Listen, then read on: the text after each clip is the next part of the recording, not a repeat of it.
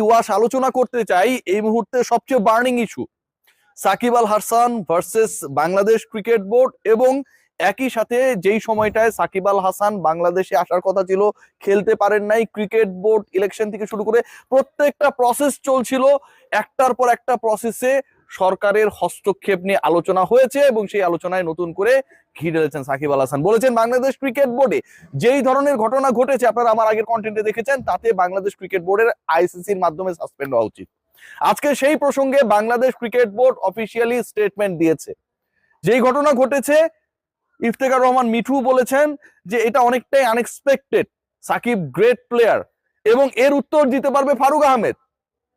রকিবুল হাসান বলেছেন বাংলাদেশ ক্রিকেট বোর্ডের এই মুহূর্তে বিপিএল গভর্নিং কাউন্সিল যেটা রয়েছে এবং টেকনিক্যাল কমিটি যেটা রয়েছে, টেকনিক্যাল কমিটির যিনি চেয়ারের দায়িত্বে রয়েছেন স্বাধীনতা পদকপ্রাপ্ত রকিবুল হাসান বলেছেন সাকিবের এগেনস্টে যেই মামলা করা হয়েছে ইটস জাস্ট আ ননসেন্স। কি বলেছেন তারা, সেই আলোচনা আগে দেখে আসি। সে কানাডাতে ক্রিকেট খেলতেছে, ওখানে মার্ডার হয়েছে কি এই কেসে আসামি করে, দিস ইজ অ্যাবসলিউটলি ননসেন্স। এই কথাগুলো কে বলবে মিঠু ভাই? অনেস্টলি মানে এগুলো তো জানা দরকার। আইসিসি পর্যন্ত ব্যাপারটা এখন যাচ্ছে।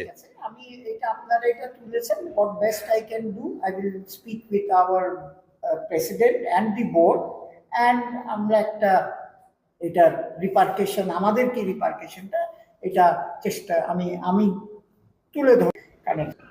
অর্থাৎ ঘটনা যা, তাতে বাংলাদেশ ক্রিকেট বোর্ড যেন অনেকদিন পর ঝেড়ে কাশলো। বাংলাদেশ ক্রিকেট বোর্ড যেন আজকে নতুন করে স্বাধীনতা ভোগ করছে।